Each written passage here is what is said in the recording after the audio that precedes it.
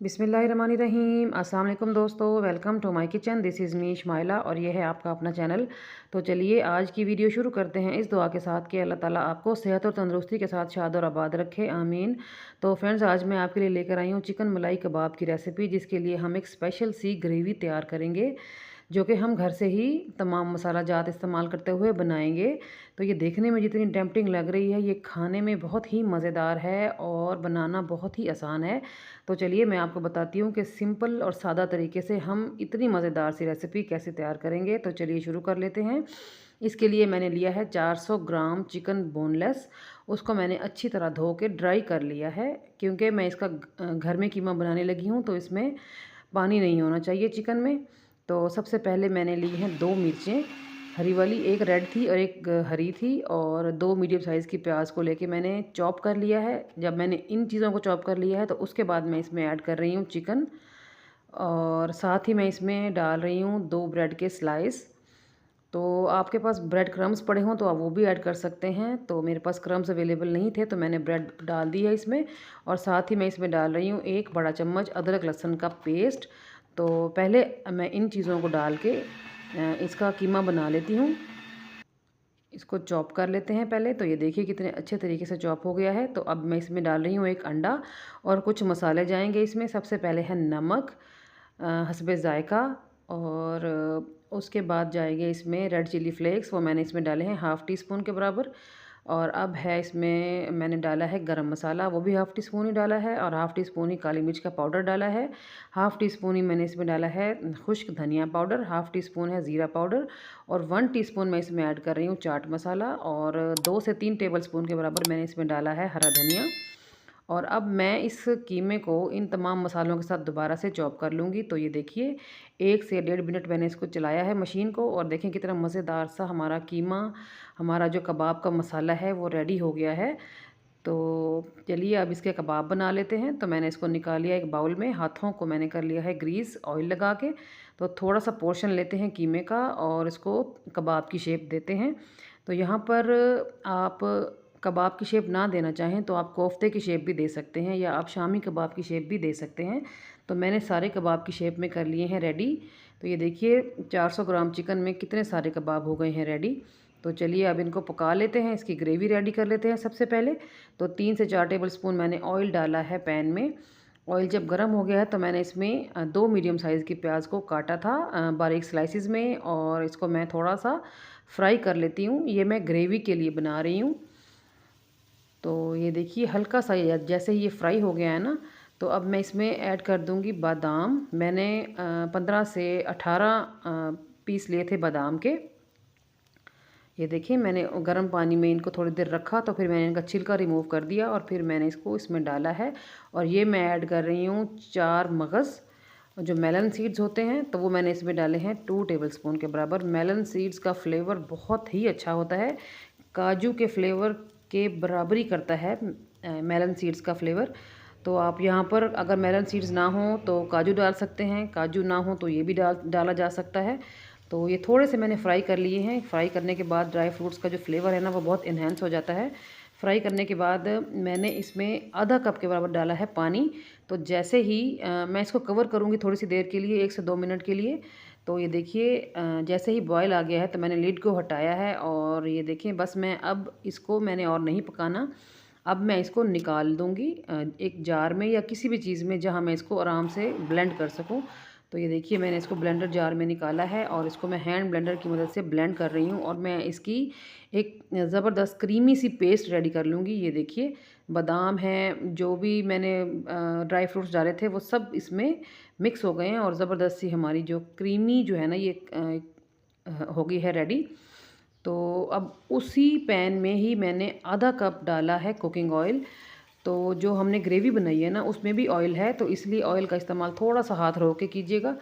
तो ये मैंने कुकिंग ऑयल जब गर्म हो गया है तो मैंने इसमें 2 टेबलस्पून के बराबर क्रश की करके रखे थे लहसुन और हरी मिर्चों को।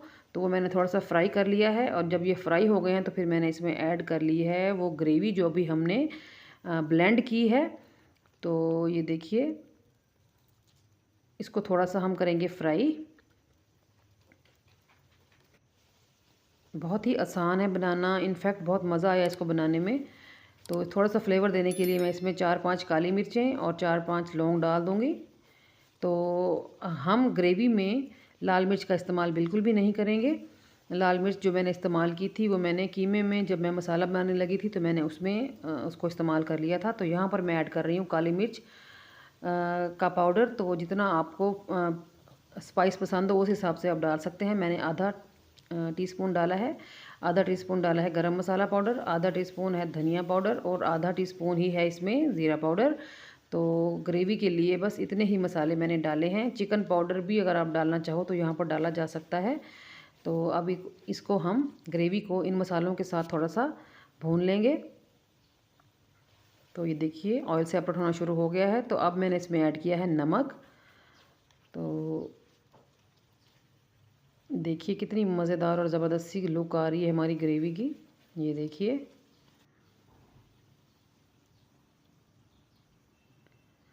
तो अब मैं इसमें डाल रही हूँ दही। दही मैंने 150 ग्राम लिया है तकरीबन।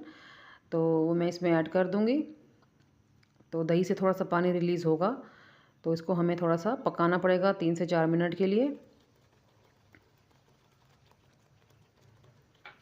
और अब मैं इसमें डाल रही हूँ घर के दूध से उतरी हुई मलाई। ठीक है। तो अगर आपके पास मलाई अवेलेबल ना हो घर के दूध से उतरी हुई तो फिर आप इसमें टेट्रा पैक वाली क्रीम भी डाल सकते हैं। मैंने तकरीबन 200 ग्राम के बराबर डाली है जो कि एक छोटी प्याली के बराबर थी। तो इससे बहुत ही क्रीमी टेक्सचर आया है और ये इतने मज़ेदार बने ग्रेवी कबाब के हाथ रोकना मुश्किल हो गया। बिल्कुल मुंह में घुल जाने वाली रेसिपी है ये। तो बस हमारी ग्रेवी हो गई है रेडी। तो इसमें मैं अब डायरेक्ट ही डाल दूँगी कबाब जो भी बनाए थे हमने।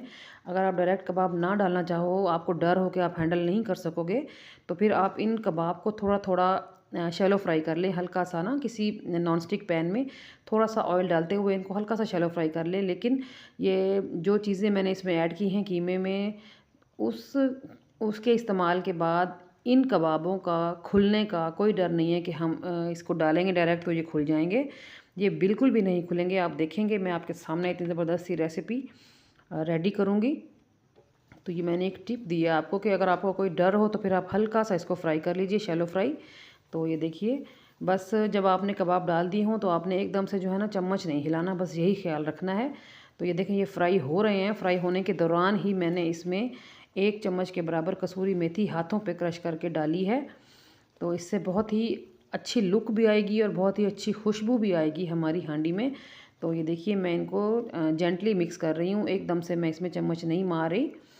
तो इसको हल्का सा मिक्स करके दोबारा से लिड लगा दूँगी मैं मीडियम फ्लेम पे तकरीबन 15 मिनट के लिए।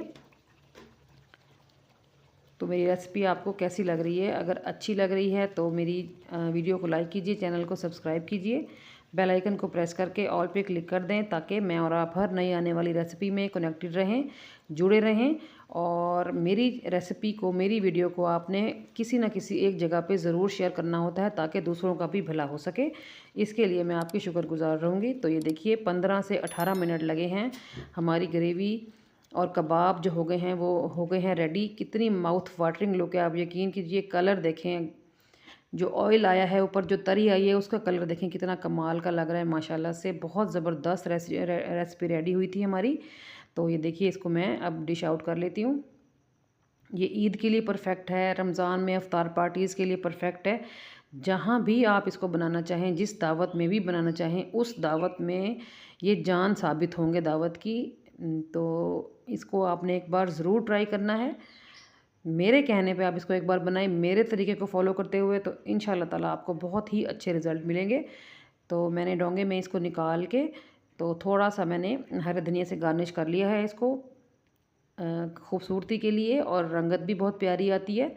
तो ये देखिए कितनी ज़बरदस्त लुक है मेरी आज की रेसिपी की। तो एक लाइक तो बनता है ना, काइंडली लाइक कीजिए। तो चलिए चलती हूँ, कल फिर मुलाकात होगी किसी और बहुत ही अच्छी रेसिपी के साथ। तब तक अपना ख्याल रखिएगा। ओके जी, अल्लाह हाफिज़।